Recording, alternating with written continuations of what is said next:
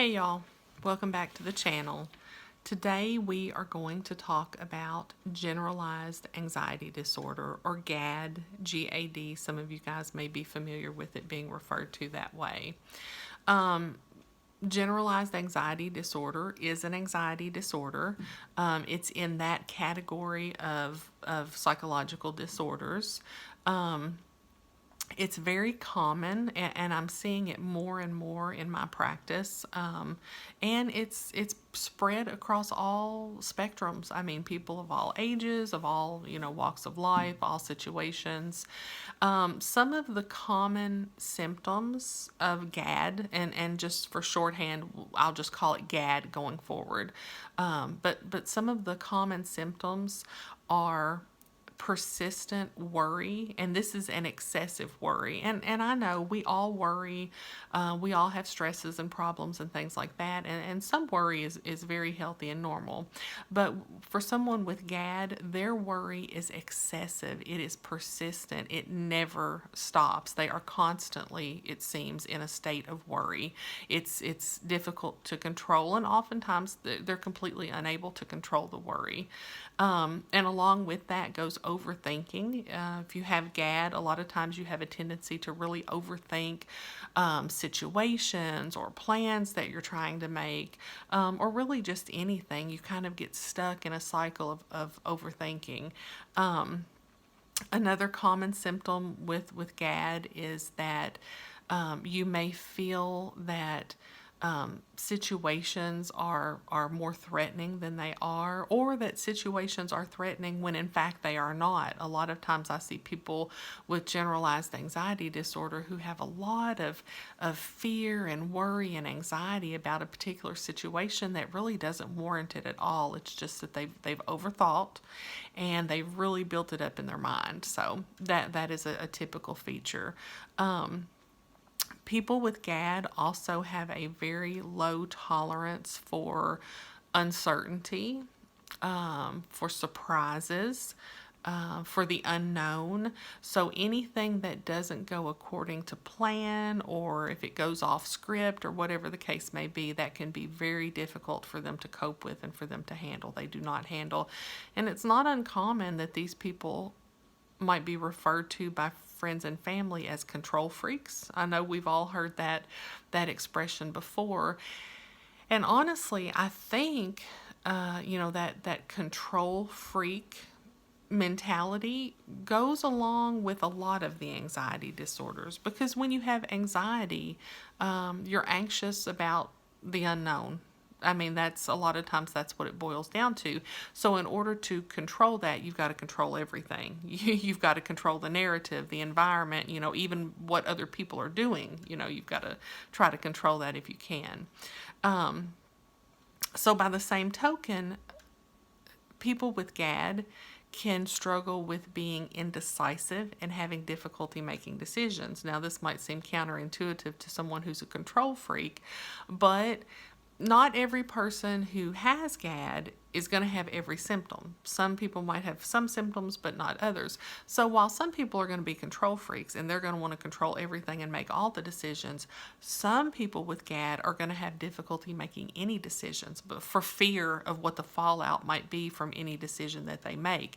And that's where the overthinking sometimes will kick in too. Overthinking each decision, fear of what will be the ramifications of that decision, and then just an inability to make a decision because you have a fear of making the wrong decision. Also, people who have GAD, they're the type of people who just can't relax. They can't let go of the worry. They can't relax. They're restless. They're on edge. They're keyed up. They just have an inability to relax, and it's because of all the incessant fear and worrying and anxiety that they're feeling. So this can also cause you to have difficulty focusing and concentrating.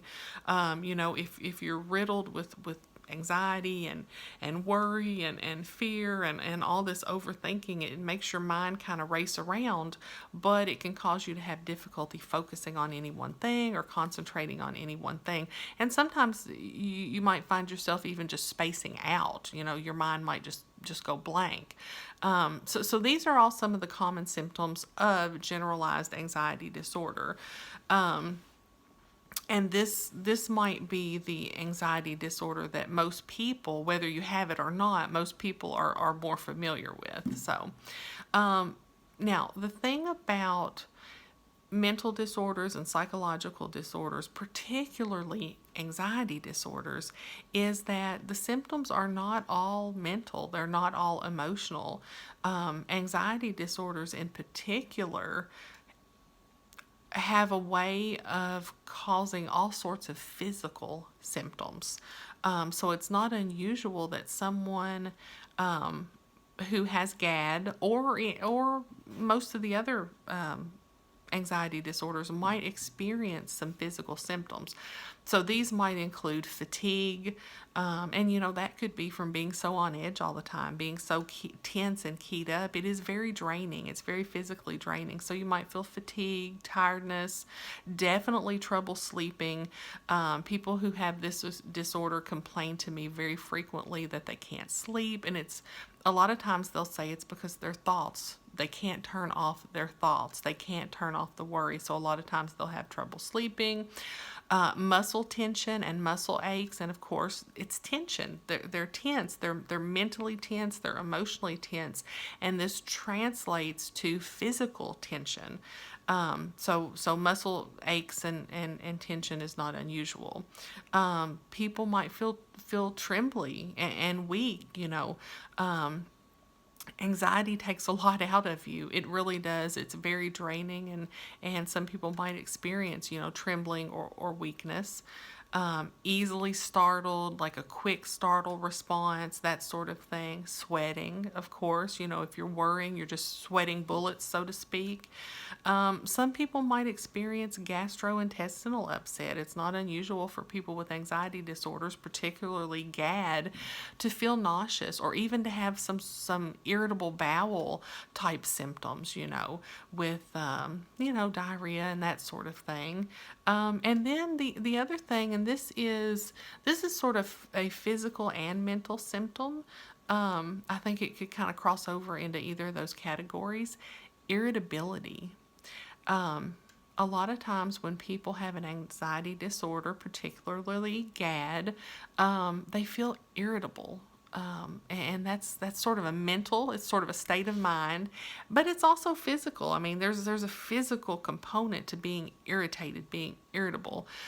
So that is a very common symptom. Now, what do you do if you feel like you have GAD? What do you do if you feel like you have this disorder? As with all things, I will say you need to go see a therapist and you need to get properly diagnosed. That's number one. And typically, what a therapist is going to do, a common methodology of treatment for this is cognitive behavioral therapy. It's a type of therapy where you identify negative thoughts and negative thought processes and you interrupt that process. You challenge those negative thoughts in a lot of different ways and you sort of break that cycle of negative thinking. That is typically the most common type of treatment. But there are other types of therapy modalities that can be used. That's just the primary one. Some people opt for medication also. Sorry guys, my camera setup here is a little wonky. But some people opt for medication also, and medication can be helpful to a certain degree. For this type of anxiety, oftentimes when doctors do prescribe meds, it tends to be more antidepressants than anti-anxiety meds, which are fine. That's okay in certain situations. Sometimes certain antidepressants are pretty good at treating the symptoms of anxiety, particularly in something like a generalized anxiety disorder. Some of these symptoms can definitely be helped by a light to moderate dose of certain antidepressants. So that is an option too, combined with therapy, of course. I always think we need to put therapy in the mix, and I'm not just saying that because I'm a therapist, but I always think we need to kind of put therapy in the mix so we can explore underlying issues. Even if we need the medicine, to treat some of the more difficult to handle symptoms. So that would be, that would be the regimen for dealing with something like generalized anxiety disorder. If you're dealing with something like this, I think it might be helpful to sit down and maybe make a list and really think about, one, what are your triggers? Are there any specific things that seem to trigger your symptoms more and more? It could be situations, it might be people, it could be thoughts. Sometimes one thought will trigger another thought. So maybe sit down and think about that. Maybe make out a list and look at what those triggers are. And that would be helpful. If you are going to go in and talk to a therapist, take that with you. Because that's something the therapist is going to want to know, so that you guys can have a starting point for your therapy. This is a difficult one to treat because it's very pervasive, and it has such broad ranging symptoms. A lot of times I will do something with clients that's called, well, it's a therapy technique that is called prescribing the problem. And that's not important that you guys know that. It's like, that's shop talk for therapists. But, just for an example, I've had people before who had this generalized anxiety disorder and became very fixated on a problem. Like something with them, some sort of problem with them, something that they were worried about, something that they were afraid was going to happen. And I will a lot of times sort of prescribe or ask them, in between sessions, to do a type of homework that focuses on the problem. Okay. Now, a lot of times we try to focus attention away from problems and symptoms, but sometimes it's helpful to focus on the problem, right? To sort of prescribe it. Like, if somebody's worried about, I don't know, let me think. If somebody is worried about getting gray hair, okay, I'm just going to throw that out there. They're worried, they're obsessed because they've seen a few gray hairs, right? So they're starting to worry and obsess about it. They're worrying, they're in the mirror, they're looking, they're counting the gray hairs, and they can't stop thinking about it. Sometimes I will tell them that, between sessions, I want them to go to the mirror once an hour. It could be once an hour, it could be 3 times a day, whatever the case, but I want them to look into a mirror once an hour and examine their gray hair and count their gray hair and take notes about the gray hair. Okay, so now what happens, what this is designed to do is it makes the problem annoying. Okay, people start to get tired of the problem. It goes from just sort of obsessing about something on your own terms to now it's a chore. Now they've got to go look in the mirror once an hour, they've got to count the gray hair, and they've got to write a note about it. You get sick of the problem, and a lot of times people will stop doing it because it becomes such a hassle. It becomes such an inconvenience. So they almost rebel against that in a way. So in rebelling against my instructions to fixate on the problem, they stop fixating on the problem. Okay, so if I were your therapist, these would be some of the fun things you could look forward to doing as homework. But anyway, that's just an example, and I'm not saying every therapist is going to do that, but sometimes we have to get creative in treating some of these things. But this is very manageable. This is a disorder that you can manage, you can cope with. You can definitely have a happy and productive life even if you have generalized anxiety disorder. So the takeaway from this is, if you're experiencing these symptoms, please go see someone. Go talk to someone.